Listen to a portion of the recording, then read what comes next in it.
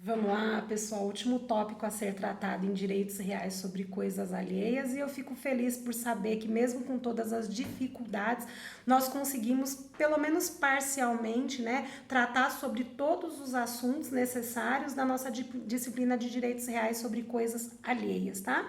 Hoje nós falaremos sobre anticrese. Nossa, nome feio, né? Quando eu passei o programa no início do semestre, alguns falaram, nossa, anticrese, o que é isso? E aí a gente vai ver agora o que se trata esse nome, né, esquisito, anticrese. É justamente aquele tratado no artigo 1506 do Código Civil. É também um direito real sobre coisa alheia, mas aqui um direito real de garantia, tá? Que é o último tópico, o último assunto a ser tratado. E aí eu vou tratar aqui também, né, de um conceito do Dr. Rubens Limonge que fala sobre o que é a anticrese. Então vamos lá. É um direito real sobre imóvel alheio, em virtude do que o credor obtém a posse da coisa. Vejam, olha a diferença aqui, né? De tudo eu disse que não podia ter a possibilidade, nos termos do artigo 1228 lá do pacto comissório, de ficar com o bem. Na anticrese pode.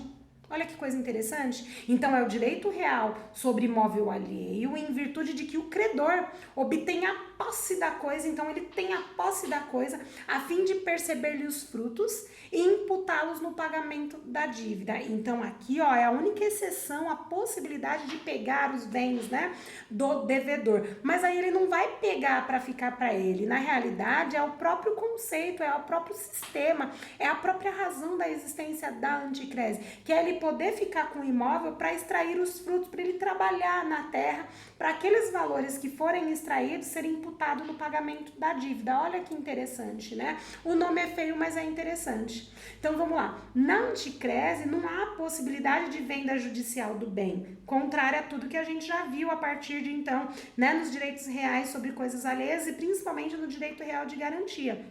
Aqui na anticrese, eu vou ter a possibilidade tão somente de descontar o recebimento dos frutos da dívida amortizando, né? O que for tirado lá da terra, do bem imóvel, eu vou amortizar no pagamento, tá bom? Na anticrese, eu vou receber o imóvel ficando responsável por tirar os frutos para garantir a dívida. Negócio ruim, né? Feito, ainda vou ter que trabalhar para poder retirar lá o pagamento, o preço da dívida que eu tenho, que tem comigo. Quais são as partes na anticrese, né? Primeiro, credor. Credor que é chamado como credor anticrético ou credor anticrecista. Credor anticrético ou credor anticrecista, que é aquele que recebe a posse do bem, retirando os frutos, e ele não pode vender o bem, tá? Não pode levar à asta pública. Olha que interessante, eu tô ressaltando essa informação porque é um caso diferenciado dos demais direitos reais de garantia, tá bom? Então, todos os outros eu levo à asta pública, eu faço a venda judicial. Aqui não, tá bom? E quem é o devedor? O devedor anticrético, que é assim que é chamado, ele vai ceder a posse do imóvel, mas ele não vai manter a propriedade, tá bom? E aí a gente chama de devedor anticrético, tá bom? Qual que é o modo de constituição, né, desse direito real de garantia da anticrese, né? Ele é dependente de escritura pública e registro lá no cartório de registro de imóveis ou no registro imobiliário, tá? Ele vai pressupor a capacidade das partes, objeto lícito, prescrito, né, ou não defeso em lei, e ele vai necessitar lá da outorga conjugal se o devedor tiver lá, né, contraído núpcias, se ele for casado, tá? Exceto se for na separação absoluta de bens, mas eu preciso da outorga conjugal, tá? Qual é o objeto desta anticrese, tá? O objeto é somente o bem imóvel, só pode ser com bem imóvel, tá? Constituída a anticrese, tá? Esse bem, ele deve ser alienável e só o proprietário, neste caso, pode constituir a anticrese, diferentemente dos outros direitos reais de garantias que nós vimos, que podia ser inclusive um terceiro. Aqui não, aqui somente o proprietário pode, né, constituir a anticrese. Só ele que pode dar em garantia o seu bem imóvel. Lembrando que o objeto da anticrese é somente o bem imóvel, tá bom?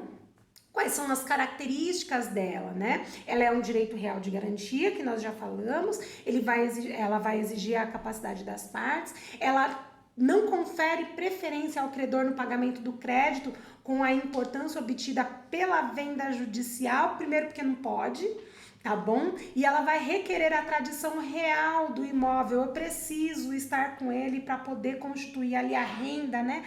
Para fazer o pagamento da dívida, pelo menos amortizar aquela referida dívida, tá? Então essa é a característica. Quais são os efeitos da anticrese em relação ao credor? O credor ele faz a retenção do imóvel, né? E tira dali, ele vai extrair dali valores, né, em decorrência do seu trabalho para pagamento da dívida ou amortizar pelo menos a dívida até que seu crédito seja pago, né? Desde que em prazo menor.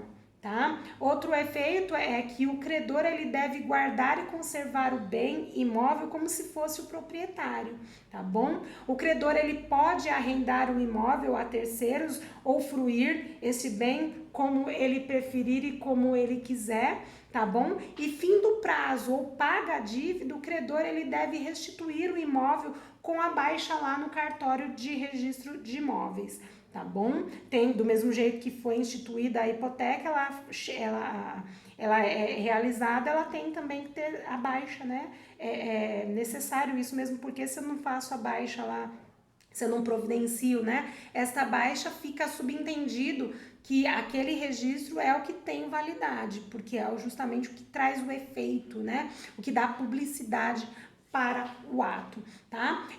O credor ele deve prestar contas ao devedor e ele vai responder pelos danos causados, né, por sua culpa, sobre o referido bem, que garantia lá a dívida. E aí quais são os efeitos, né, dessa anticrese em relação ao devedor?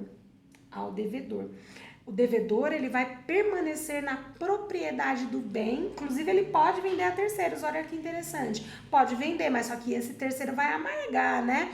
Com a possibilidade de quem? Do credor usufruir e tirar os frutos lá daquele bem imóvel, tá bom? O devedor ele tem direito de exigir a conservação do bem, né? Ele vai ter o direito também ao ressarcimento dos danos se eventualmente forem causados, tá? Ele vai ter o direito de pedir as contas para o credor para saber, né? Quanto tá amortizando, quanto não tá, quanto tempo vai durar, se tá dando certo, se não tá, quanto eu devo, quanto não devo. E é justamente por essa razão que ele tem essa possibilidade de pedir as contas, né? Que é justamente a prestação de contas. E ele tem o direito também de reaver o imóvel assim que o débito for liquidado. Uma vez quitado o débito, não tem porquê, não tem razão, né? Do credor continuar na posse do bem do devedor, tá? Então é justamente isso, sobre a anticrese, ela é bem pequenininha, né? É o finalzinho, é a rabeirinha de tudo que nós deveríamos ter visto. Eu fico aqui à disposição, aliás, eu continuo à disposição de todos vocês. Eu vou agradecer esse final de tudo, esse final do semestre. Eu espero que o próximo nós possamos estar todos juntos e usufruindo aí do calor humano, né? Do amor, da harmonia que a gente sempre teve. Eu, em especial, vocês que são os meus alunos me conhecem e sabem que eu gosto muito do que eu faço, eu gosto muito de dar aula, né? E para mim tá sendo assim muito difícil falar com uma câmera, falar com um computador, né? E imaginar que todos vocês estejam recebendo isso com muito carinho, porque saibam que é com muito carinho que foi feito até o presente momento, com algumas dificuldades no início e agora também, né, obviamente, porque embora eu tenha uma aparência jovem, né, eu não sou dessa era, eu tenho bastante dificuldade com as tecnologias e eu tratei de tentar melhorar as condições aqui para poder trazer o melhor para vocês, tá?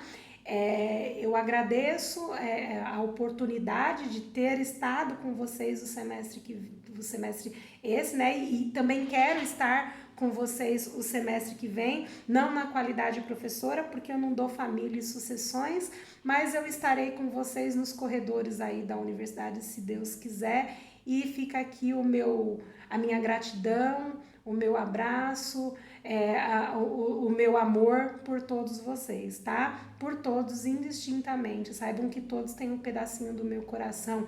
Uns que são mais ríspidos, né? E que aí eu consigo contornar. Outros que são mais amorosos e que é gostoso de receber o amor de vocês e poder retribuir.